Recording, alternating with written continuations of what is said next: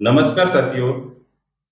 आज की वीडियो में हम चर्चा करने वाले हैं अवचेतन मन के बारे में, यानी कि सबकॉन्शियस माइंड के बारे में। देखो, हमारे मस्तिष्क में दो प्रकार के मन होते हैं। एक होता है चेतन मन, यानी कि कॉन्शियस माइंड, और दूसरा होता है अवचेतन मन, यानी कि सबकॉन्शियस माइंड। हमारा चेतन मन जो है वो 90% एक्टिव रहता है।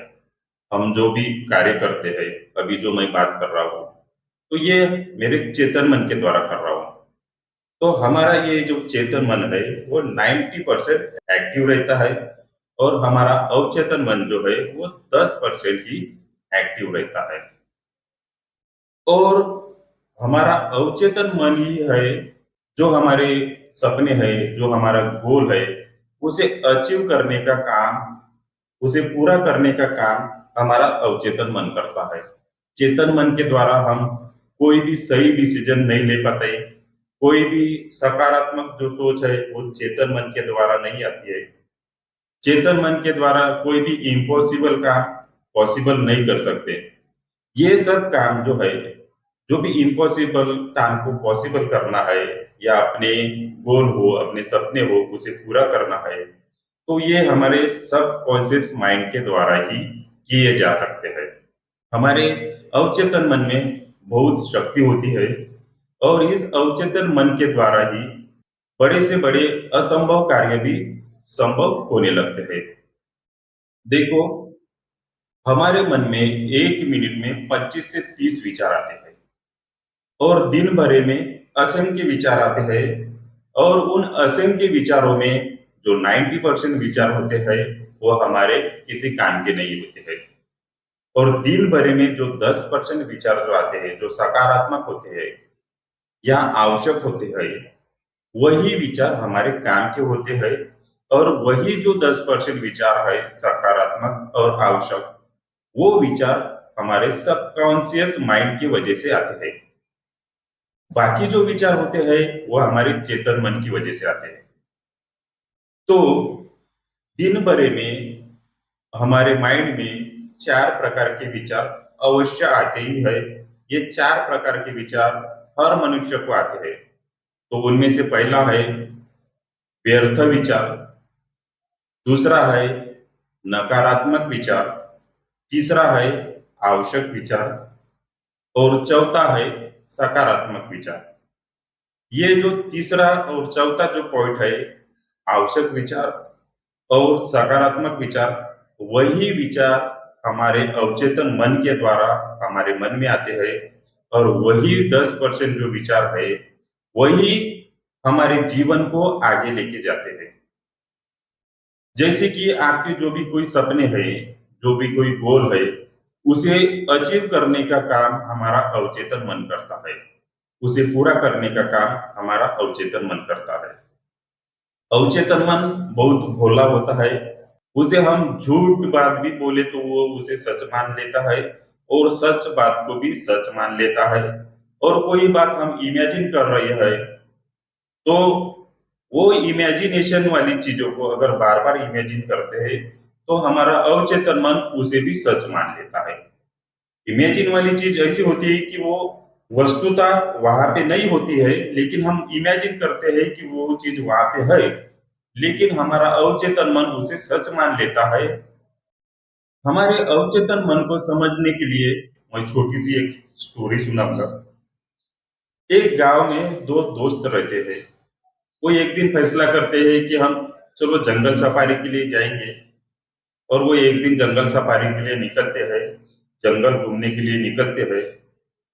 3-4 किलोमीटर जाने के बाद वो थोड़ा सा थक जाते हैं। थकने के बाद में क्या करते हैं, वो एक पेड़ के नीचे आराम करते हैं।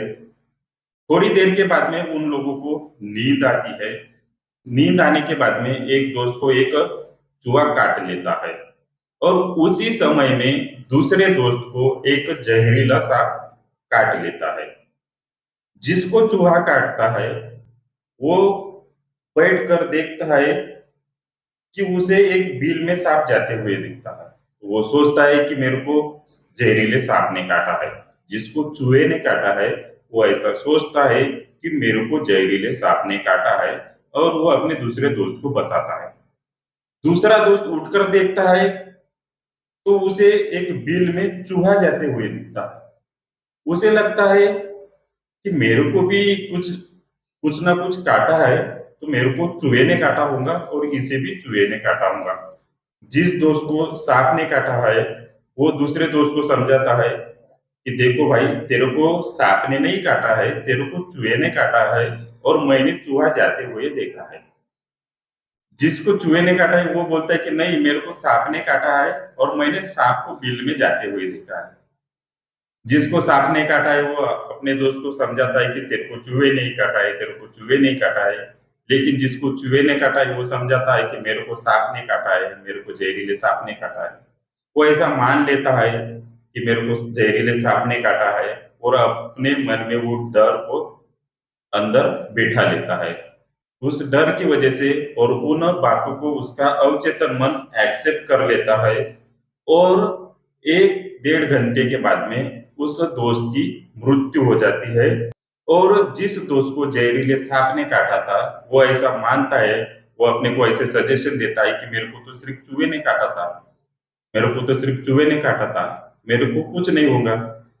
तो जिसको सांप ने काटा है उसको कुछ नहीं होता है, और जिसको चूहे ने काटा है उसकी मृत्यु हो जाती है। तो अपना अवचेतन मन ऐसा है कि इसमें बड़ी शक्ति होती है। जो असंभव चीज है उसे भी वो संभव करने लगता है। अगर आपको कोई बीमारी है, अगर आपको कोई परेशानी है, और उस बीमारी को हम हमारे अवचेतन मन में ऐसा सजेशन दे कि मेरी बीमारी ठीक हो गई, मैं स्वस्थ हो गया, मैं तंदुरुस्त हो गया, मैं निरोगी हो गया, तो आपका अवचेतन मन आपकी बीमारी को ठीक कर देगा। अगर आपको कोई भी इम्पॉसिबल काम लगता है और आप उसे ऐसा समझते हैं कि ये मेरे लिए पॉसिबल है, ये तो मैं आराम से कर लेता हूँ, तो आपका अवचेतन मन उसे पॉसिबल कर देगा। तो इतनी सारी शक्ति हमारे अवचेतन मन में होती है। तो देखो, हमारे अवचेतन मन का हम फायदा कैसे लें, इसको एक्टिव कैसे रखें। दिन भर में तो 90% हमारा चेतन मन एक्टिव रहता है, उसमें से बीच बीच में थोड़ा सा हमारा अवचेतन मन एक्टिव होता है कभी कभी। तो हमारे अवचेतन मन का ज्यादा से ज्यादा फायदा लेने के लिए 4 चीजें फॉलो करना पड़ेगा। वो 4 चीजें कौन सी है? पहले तो आप डिसीजन ले लो कि आपके एम क्या है, आपके गोल क्या है, आपके सपने क्या है, आपको क्या बनना है, या आपके लाइफ में क्या चाहिए। ये एक डिसीजन बना लो। डिसीजन बनाने के बाद में आप कमिटमेंट करो खुद से ही। वो 5-10 पॉइंट, मेन मेन पॉइंट लिख लो एक कागज पे। वो हो गए। दूसरा पॉइंट कमिटमेंट। वो जो पॉइंट लिखेंगे अपन, वो हो गई कमिटमेंट। पहले अपन ने डिसीजन लिया अपने को क्या बनना है, दूसरा हो गया कमिटमेंट। तीसरा पॉइंट है रिपीट करना।